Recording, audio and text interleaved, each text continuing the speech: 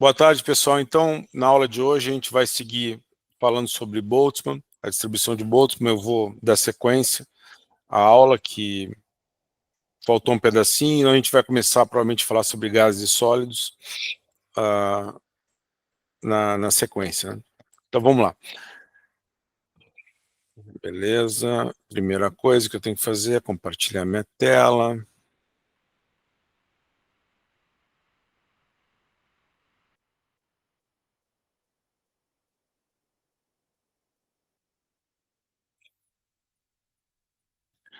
Pessoal, vocês estão conseguindo me ver aí?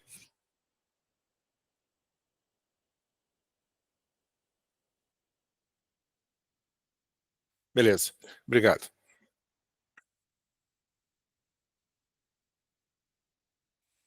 Bom, então a gente segue com a discussão sobre entropia e distribuição de Boltzmann, né? Então, esse simpático senhorzinho aqui, o Boltzmann, foi ele que conseguiu explicar as leis da termodinâmica usando a mecânica estatística, usando a mecânica de Newton, né? Ele criou uma coisa que chamou mecânica estatística. Bom, a base, então, dessa análise que ele acabou fazendo foi a definir a entropia como sendo K log de W, onde W é a multiplicidade dos meus estados. Então, foi exatamente o que ele fez. Bom, e aí o que acontece, a gente começou a estudar isso, eu não vou repetir toda a aula aqui, seria longo demais, né? A gente conseguiu, então, essencialmente, demonstrar essa fórmula aqui, né? Que é essa fórmula aqui, que é a distribuição de Boltzmann, né? Então, que os níveis de energia são ocupados de acordo com essa probabilidade, N menos beta EJ sobre Q, onde Q, então, é o somatório sobre essa quantidade. Esse Q é chamado de função partição, né?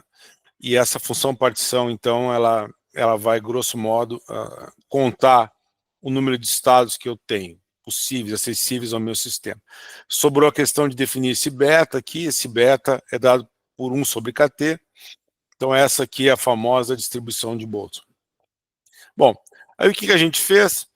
A gente começou a estudar essa quantidade, fizemos alguns casos, esse aqui em específico, estudamos a situação da evolução como que evolui a pressão de um gás em função da altura, calculando a distribuição de velocidades, fizemos uma série de continhas aqui, começamos com Q, né? Então, a função que ela vai me dar o número de estados acessíveis dos meus sistemas em função da temperatura, né? Isso é uma função de T aqui. Eu somo sobre todos os possíveis valores de energia.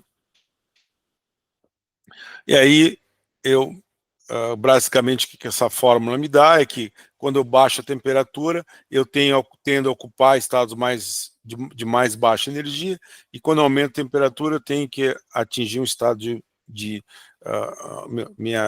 meus estados de energia acessíveis são mais uniformemente distribuídos, tá? Então eu tenho acesso a uma gama maior de estados, digamos assim. Bom, beleza. Aí eu fiz o exemplo do colapso polimérico aqui. Eu não vou entrar em detalhes de tudo isso de novo. E aí eu mostrei algumas propriedades termodinâmicas. Por exemplo, eu mostrei que todas as minhas propriedades elas poderiam ser deduzidas a partir da minha função de partição Q. Então, inicialmente a energia. A ideia aqui é essencialmente derivar Q em relação a beta e mostrar que eu vou obter essa quantidade, esse EJ aqui. Então, se eu derivo isso em relação a beta, eu vou bater o EJ. Então, aqui eu consegui demonstrar, por exemplo, que U é igual a menos 1 sobre Q, derivado de Q em relação a beta. E eu posso ainda simplificar isso mais, calculando o derivado do logaritmo de Q em relação a beta. E como eu tenho que beta é igual a 1 sobre Kt, eu tenho, no final das contas, essa expressão aqui, que faz mais sentido, né? Porque relaciona P ao quadrado, a minha energia interna do meu sistema, e a minha função partição. Então, a função partição, essencialmente, é uma quantidade teórica.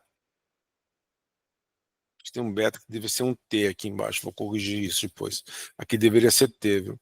Me empolguei aqui. Então, eu consigo relacionar uma quantidade teórica com uma quantidade, em tese, empiricamente determinada, que é a energia do meu sistema. Bom, eu posso calcular a entropia, que é um pouco mais complicado, mas não muito mais. Eu posso calcular a minha energia livre, que é 1 menos TS. Eu posso calcular o meu potencial químico. Eu posso calcular, aí começo a chegar em coisas que são realmente relevantes, a minha pressão. Isso eu consigo medir a pressão exatamente. E essas relações aqui nós vamos usá-las mais tarde para calcular, provar, por exemplo, que PV é igual a NRT, coisas desse tipo. Bom, beleza. Seguir depois mostrando um pouco sobre um sistema com 2 estados, que eu não vou entrar em detalhes aqui, que não me interessa muito, e agora a gente vai discutir a questão dos ensembles.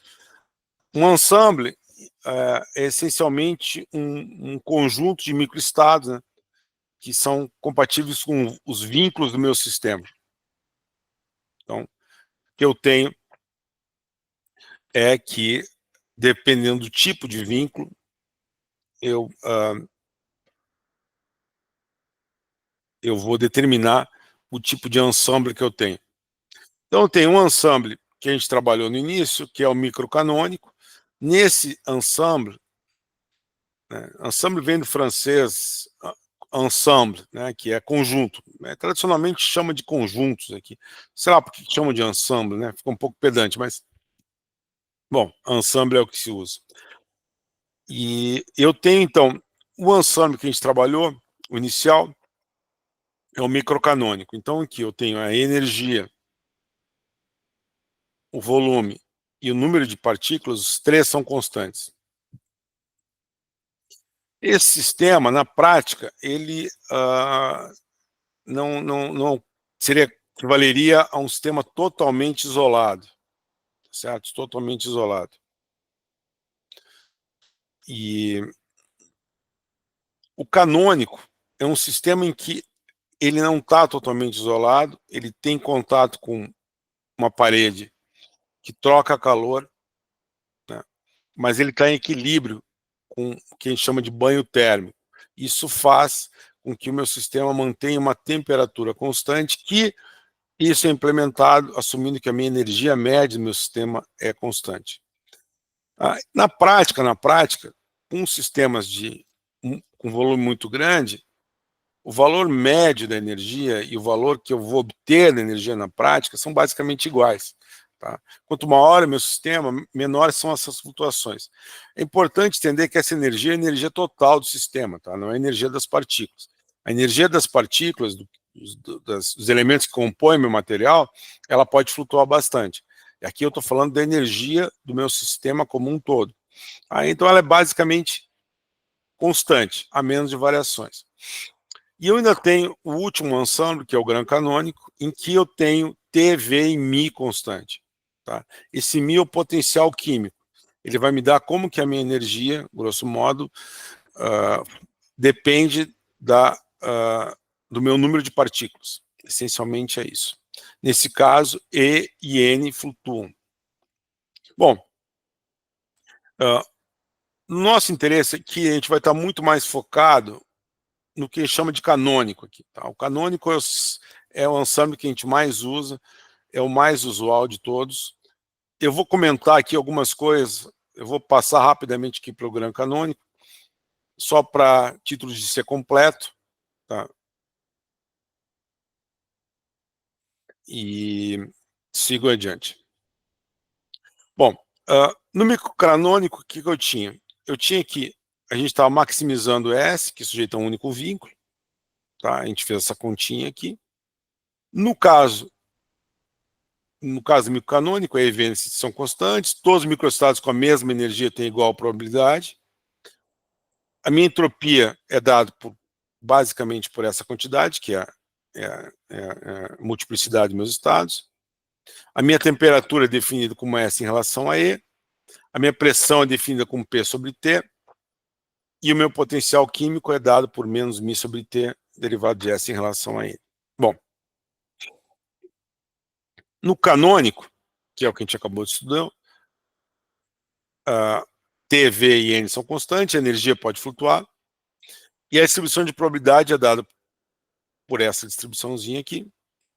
A função de partição é a somatória delas, e a minha energia, que é chamada de energia livre de Helmholtz, ela é minimizada no meu sistema.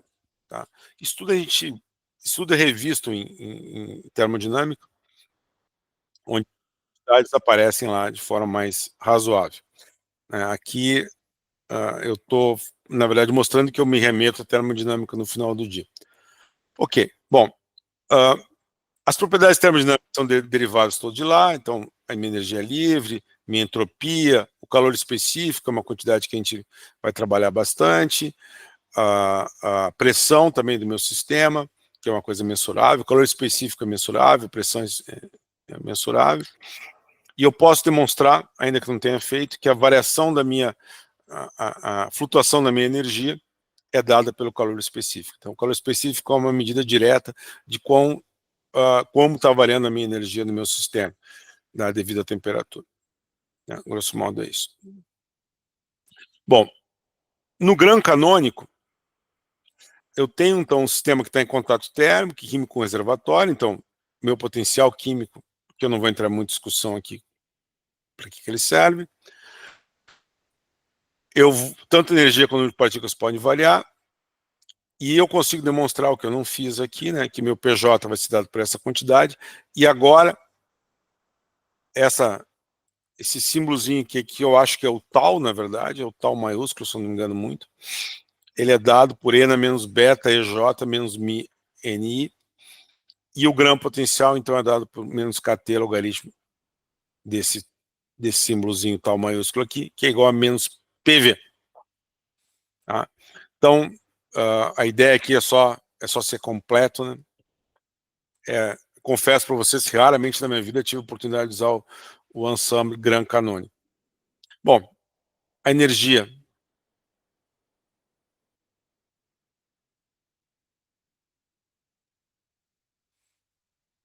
Então, basicamente, o que eu tenho são essas quantidades, e então, com isso, a gente finalmente demonstrou que eu consigo, a partir da definição de entropia de Boltzmann, impondo os vínculos, eu consigo chegar, então, a diferentes, a reproduzir os resultados clássicos da termodinâmica, no final das contas. Mas, até agora, eu não fiz nada de... Eu fiz física teórica até o momento, né? Que até agora o que eu fiz foi, essencialmente, calcular essas quantidades de forma independente de sistema, né? Então, assim, de certa maneira, eu consegui chegar numa espécie de leis de Newton, digamos assim. Eu só escrevi as leis de Newton e agora eu tenho que aplicar ela nos casos de maior interesse. Você trabalhou com alguns problemas, mas a ideia agora é focar em alguns casos de interesse prático. Seguir nossa aula falando sobre comparando os diferentes ensembles, né? A gente viu que o ensemble microcanônico, por exemplo, foi o primeiro que a gente estudou. Eu tenho energia fixa, eu tenho o volume fixo e eu tenho o número de partículas fixas. Então, nenhuma variável flutua. Eu tenho uma função característica, que a partir da qual eu vou determinar minhas quantidades termodinâmicas de interesse, acessíveis empiricamente, como calor específico, entre outros, vai ser a entropia. E minha função de partição vai ser essencialmente calcular o número de estados acessíveis que eu tenho, a minha multiplicidade de estados. O canônico, eu tenho que a temperatura é fixa, portanto a energia média flutua, o volume é fixo, o número de partículas é fixo, então a minha energia é uma variável flutuante, a energia do sistema como um todo, tá? Isso é importante ressaltar. E eu tenho finalmente que a minha energia livre de Helmholtz, minha F, é considerada a minha função característica. A minha função partição, que vai grosso modo medir como o número de estados depende, né, varia com a energia, é Q, que é a minha função partição, e eu tenho finalmente o ensemble Gran Canônico, em que eu tenho as variáveis fixas, vai ser T, V e o potencial químico, e duas variáveis podem flutuar: a energia e o número de partículas. A função característica desse ômega, que é o potencial Gran canônico, e a minha função de partição é basicamente muito parecida com o que a gente obteve no caso anterior, né? Função Q, só que eu tenho um termo a mais, esse menos mi ni aí, que está relacionado então à variação do número de partículas. Raramente, eu na minha carreira de físico, raramente tive oportunidade de usar o Gran canônico. Bom, no final das contas, os três ensembles são essencialmente equivalentes quando n tende a infinito, volume tende a infinito e n sobre v são constantes, tá? Ou seja, o número de partículas cresce, o volume cresce, mas a razão entre os dois é fixa, ou seja, a concentração de partículas, o número de mols, digamos assim, é fixo. As flutuações elas tendem a zero, como o ΔE sobre E, tá? E isso vai com 1 sobre raiz de n, tá? Então esse raiz de n aqui é o número tipicamente o número de átomos num mol, alguma coisa dessa ordem de grandeza. Estamos falando aí de 10 na 23, tá? Raiz quadrada de 10 na 23 é 1 sobre 10 na 12, o que é essencialmente não mensurável na prática. Então, eles são equivalentes, eu vou obter os mesmos valores médios para variáveis macroscópicas, e as funções termodinâmicas que eu tenho interesse, elas vão se relacionar através do transformado de Legendre. Eu não vou comentar sobre o transformado de Legendre aqui, esse é mais um tópico que é mais para a aula, para a disciplina de termodinâmica. Então a escolha do ensemble depende mais de conveniência matemática, de qual sistema físico a gente está tratando. Na prática, isso quer dizer que, em geral, a gente vai trabalhar com o ensemble canônico. Tá? Raramente trabalha com microcanônica, que é mais difícil de calcular teoricamente, e raramente a gente trabalha com o Gran canônico também. Tá? A razão pela qual é mais fácil trabalhar com